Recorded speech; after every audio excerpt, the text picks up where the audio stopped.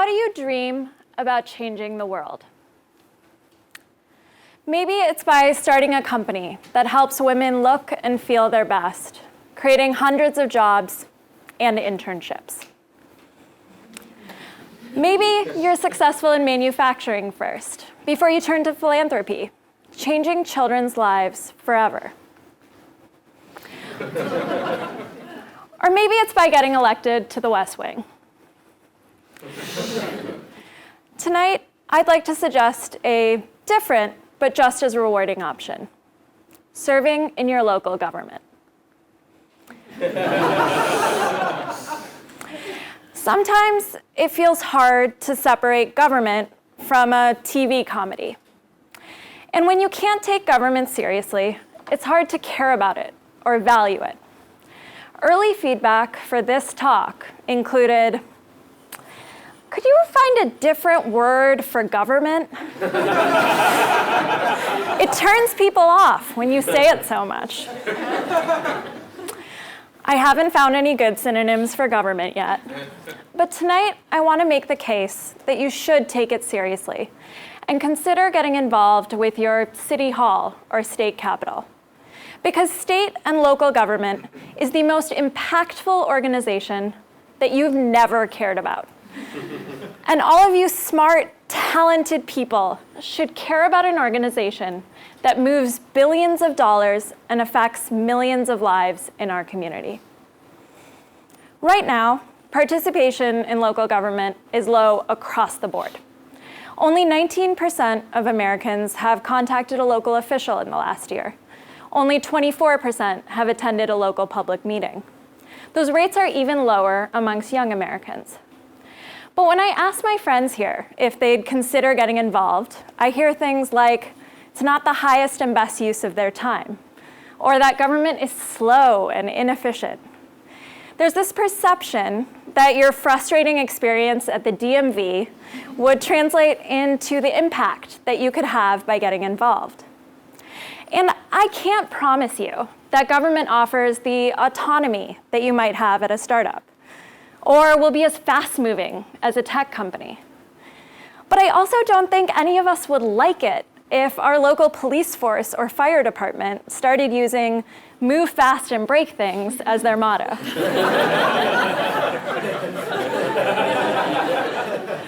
Slowness in government is a design feature.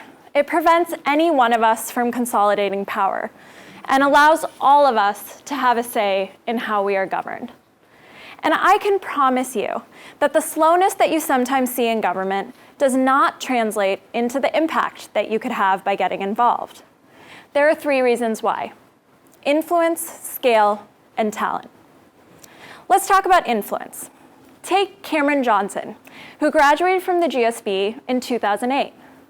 These days, Cameron is the Director of Product Innovation at Netflix. He's also the Vice Mayor of San Carlos, California. During the day, Cameron works on video streaming when you turn your phone from portrait to landscape mode. At night, he goes to transportation board meetings where he decides on policies for roads, public transit, and autonomous vehicles for the 7 million people who live in the South Bay. Cameron works on your user experience, on the Netflix app, and on the 101. I've seen this ability to have immediate influence firsthand. When I was 25 years old, I worked with the mayor of Salt Lake County on a project to help the homeless and men leaving the county jail. At 25, I got to chair committees, coordinate data sharing agreements, and launch an $11 million project that provided job training, rehabilitation services, and housing for over 300 men. So what's the multiplier effect of that influence? Let's talk about scale. You could, for example, go work at the Gates Foundation, which just gave $1.7 billion to education. That's scale, right? The man himself, Bill Gates, actually said it best in his foundation's annual letter. While our foundation is the largest in the world, the amount we give is small compared to government. The Gates Foundation total endowment of $44 billion is less than the $76 billion that the state of California spends on its public school system in 1 year. And it's not just education. If you care about healthcare, energy, transportation, chances are that the government deploys far more resources than philanthropy does.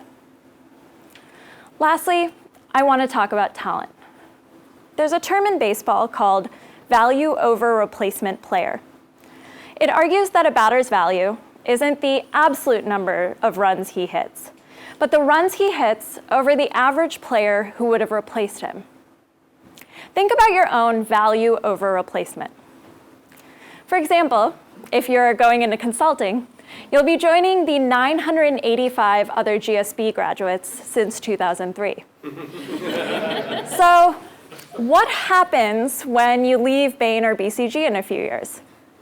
They'll likely replace you with someone 95% as good from HBS. The same is not true of government. Since 2003, only 22 of us, or half of 1%, have gone directly into government. Out of over 33,000 alums in the alumni directory, only 88 are involved in state and local government. That means that our cities and states just don't have that many people who think about traffic and congestion with an operations perspective, or run a local public health campaign with a marketing background, or even hire key personnel with recommendations from Joel Peterson. Your value over replacement could be high. As you leave the GSB, you're looking for ways to have impact quickly.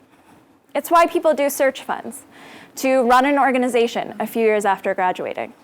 It's why people do consulting, to influence large, powerful organizations. It's why people do private equity, to deploy large pools of capital to improve organizations. You can do all three of these things a mile down the road at City Hall. I've spent this whole talk talking about what you could do for government. But in the end, I'd ask that you value government for what it does for you. Local government takes out your trash.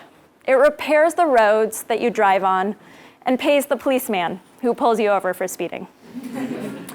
It likely runs the schools that you attended as a child and the schools that your children will attend. It decides whether you have a composting bin or whether to utilize renewable energy for millions of residents. It runs hospitals, provides healthcare, and cares for the elderly. These essential services aren't just things that happen to exist in our communities. They were developed, and they can be improved by you and by me. Teddy Roosevelt once said, "Far and away, the best prize that life has to offer is the chance to work hard at work worth doing." You all have a lot of options in how you change the world, but I hope that you consider public service. It is hard work, but it is work worth doing.